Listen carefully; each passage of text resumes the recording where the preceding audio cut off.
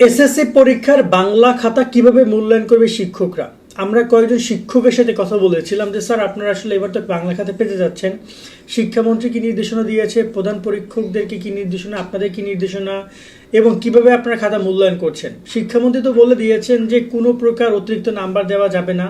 আদৌ বিষয়টা আপনারা কতটুকু কি মানবেন, কিভাবে কি করবেন, এবং বিশেষ করে বাংলা প্রথম পত্র পরীক্ষাটা হয়েছে, আমি বাংলা প্রথম পত্র পরীক্ষার পরেই তাদেরকে আক্স করছিলাম যারা প্রতি বছরই বোর্ড থেকে খাতা পায় এবং মূল্যায়ন করে এবং এবছরও তারা পাবে, মূল্যায়ন করবে। তো তাদের এখানে সোজাসাপটা কিছু কথা ছিল। প্রথমত তারা অফকোর্স শিক্ষামন্ত্রীর যে নির্দেশনাগুলো সেগুলোকে সম্মান করবে এবং সেগুলো পালন করবে, তবে তারপরে কিছু বিষয় রয়েছে। অনেক শিক্ষার্থী যারা কিনা সৃজনশীলগুলো একদম প্রপারলি পারফেক্ট অ্যান্সার করেছো, তাদের কোনো প্রকার দুশ্চিন্তা করার কোনো কিছু নেই, সেখানে তোমরা সুন্দর নাম্বার পাবা। এটা শিক্ষকরা কনফার্ম করছে যে এবছর খাতা আরও নিখুঁতভাবে দেখা হবে, যাতে শিক্ষার্থীরা তাদের জায়গা থেকে সঠিক নাম্বারটা পায়। প্রতি বছরই বঞ্চিত হতো শিক্ষার্থীরা, যেখানে পাওয়ার কথা ছিল 10-এ 10, সেখানে তাদেরকে 7-8 দিত। এমন অনেক সময় শিক্ষকরাও মূল্যায়ন করতো না, অন্য কাউকে দিয়ে মূল্যায়ন করিয়ে নিত। বাট এবছর আর তা হচ্ছে না, যার কারণে সঠিক মূল্যায়ন হইলে আশা করি যে তুমি যদি কষ্ট করে সঠিক উত্তরটা লেখো, সেখানে তুমি চিন্তামুক্ত থাকতে পারো।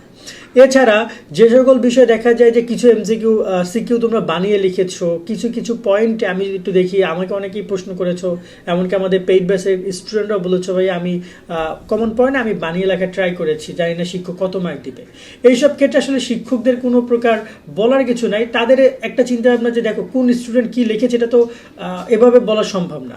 তবে যদি সে কিছুটা লেখা ট্রাই করে, যদি উত্তর হয় কাছাকাছি, আমরা কিছু নাম্বার দিব, ঠিক আছে। বিশেষ করে সৃজনশীল পাঠটা কেমন, যদি তোমার কিছুটা অংশ হয় তাহলে সেখানে কিছুটা নাম্বার শিক্ষক প্রোভাইড করতে পারে। বাট যদি পুরোটাই ভুল যায়, মানে তুমি চেয়েছে একটা জিনিস, তুমি লিখেছো একটা জিনিস, কোনো মিলছে না, সেখানে তোমাকে নাম্বার দিবে না। আবার কোনো কোনো ক্ষেত্রে দেখা যায়, যদি দেখা যায় তোমার পাস মার্কের জায়গা থেকে শিক্ষক দেখা যায় যে নাম্বার সে 0 দিয়েছে অনেকগুলোতে, কিন্তু পাস করতে গিয়ে সমস্যা, সেখানে শিক্ষক চাইলে হয়তো বা পাস করে দিতে পারে। এটা আমরা প্রতি বছর শিক্ষকদেরকে জিজ্ঞেস করি, তারা বলে আমরা দেই, কিন্তু কতটুকু দেয় সেটা তাদের জায়গা থেকে তারাই জানে। এবং এবছর তো শিক্ষামন্ত্রী বলেছেন অতিরিক্ত কোনো নাম্বার দিয়ে কাউকে পাস করে দেওয়ার কোনো দরকার নাই, শিক্ষকদের এরকম কোনো প্রেশার তিনি দিচ্ছেন না। এবং তিনি বলেছেন যদি কেউ দেয় অতিরিক্ত নাম্বার, উল্টা তার বিরুদ্ধে ব্যবস্থা নেওয়া হবে। এই ব্যাপারটার কারণে শিক্ষকরা অনেকটাই মানে বলা যেতে পারে যে ভয়ের মধ্যে আছে। তবে আসলে হয়তোবা খাতা দেখার ক্ষেত্রে তাদের খুব বেশি এবারে কাজ করবে না, তারা শিক্ষার্থীদের কিছুটা হলেও মানে ভালো চাইবে এবং শিক্ষার্থীদের সহযোগিতা করবে। আর বাংলা প্রথম পত্র নিয়ে যদি একটু স্পেসিফিক্যালি কথা বলি, শিক্ষকরা নর্মালি 70 মার্কের খাতাটা পাবে, এমসিকিউটা না। এমসিকিউ যদি কেন নাম্বার কম পাও, সেটা কিন্তু তোমার বাংলা দ্বিতীয় পত্র এমসিকিউর মাধ্যমে ম্যানেজ করে নিতে হবে, কেননা এমসিকিউ দুইটা মিলিয়ে টোটাল 20 মার্ক পাইলেই তুমি পাস করবে। তবে বাংলা প্রথম পত্রের যে সিকিউর যে খাতাটা, এই খাতাটার ক্ষেত্রে শিক্ষক 23-এ পাস, এটা তিনি জানেন। বর্ণমূলক কোশ্চেন নিয়ে যদি কথা হয়, যে অনেক শিক্ষার্থী বর্ণমূলক কোশ্চেন খুবই অল্প অল্প করে লিখেছো। আমি যতটুকু শুনলাম যে একজন আমাকে কয়েকজন বললো যে 7 মার্কের যে প্রশ্নটা সেটা অনেকে 2 পৃষ্ঠা লিখেছে। এখন 7 মার্কের আসলে 2 পৃষ্ঠা আর 3 পৃষ্ঠা বোঝা না। এখানে শিক্ষকদের পয়েন্ট হচ্ছে যে যদি ওইটুকুর মতো শিক্ষার্থী আমরা যেমন উত্তরটা আশা করি তেমন উত্তরটা যদি শিক্ষার্থী উপস্থাপন করতে পারে, আমরা সেটা নাম্বার দিব।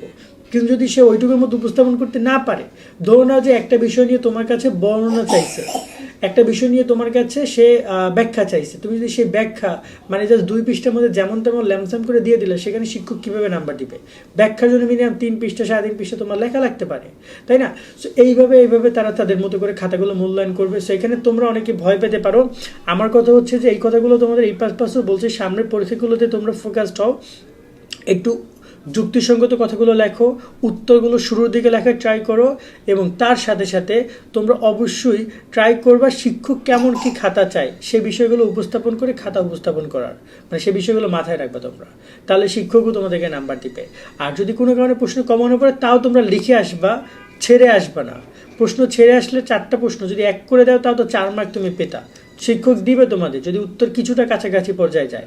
সৃজনশীল মানে এই না যে একদম হুবহু হইতে হবে, অঙ্কের ক্ষেত্রে হুবহু হইতে হবে তবেই নাম্বার পাবা, কিন্তু সৃজনশীলের ক্ষেত্রে যেগুলো রিটার্ন পার্ট, ওইখানে হুবহু একদম দরকার নেই যে একদম সেম টু সেম হইতে হবে, একটু এদিক ওদিক হবেই। তো এই বিষয়টা তারাও জানে। তো সেই জায়গায় তোমরা নাম্বার পাবো যদি তোমরা উত্তর উপস্থাপন করো।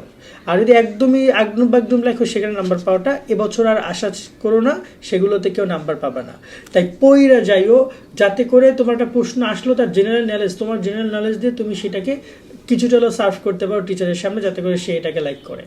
ওকে, আজকের মতো এখানে আমরা ভিডিওটি শেষ করছি। সকলে অনেক অনেক ভালো থাকবা।